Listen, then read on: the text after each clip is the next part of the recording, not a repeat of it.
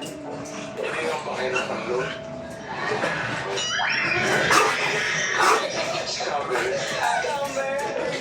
Mami Shirley, ano po yung simula pa naman nagchat-chat pa lang po kayo? Sinabi niyo na po sa mga anak ninyo or nung kayo na po? Sinabi ko naman sa mga anak ko, nakakausap naman nila yung gusto na silang kung gusto niyang pumunta. Nakausap na. Mamaya ka na. Mamaya ka na papakawalan sila muna magpe-play. Minsan lang maglaro si Laila. Uy, humahalik pa sa mami yan. Kailan po Oo. Masakit pa ba? Ito yung bukol niya. Tumor niya. Buti nga naglalaro na siya. Kumakain. saan saan nag-stay, Mami? Pero matigas talaga yung tumor niya. Bahay ninyo. Sa bahay.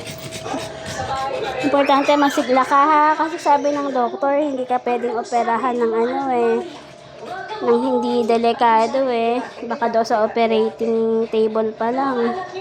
Bumigay ka na. Kaya Hindi, ngayon okay na. pag-isipan daw nating mabuti. Ayoko namang mawala agad ang Laila. Lalawan nila na Kasi matanda na ang Laila. manloloko. Tsaka sinabi ko, Tapos, may malaking tumor.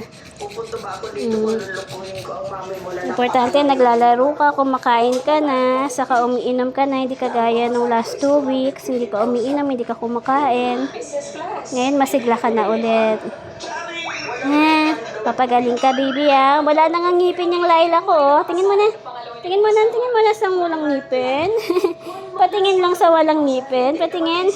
Tanda na kasi siya, Yeah. Tingin, yeah. Tingin.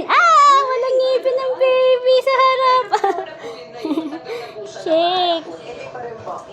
Mamaya ikaw naman maglalaro, Naglaro na kayo ni Bududus. Ayun na si Bududus, pinilaruin mo na. Kagat-kagatin mo na. Si Bududus, walang masamang tinapay dyan. Lahat kalaro, pera lang yung mga boys, na. Kasi nag-aaway sila kapag nakalabas yung mga ibang boys, Pero pag mga girls, lahat kalaro niyan. Kasi baby yan,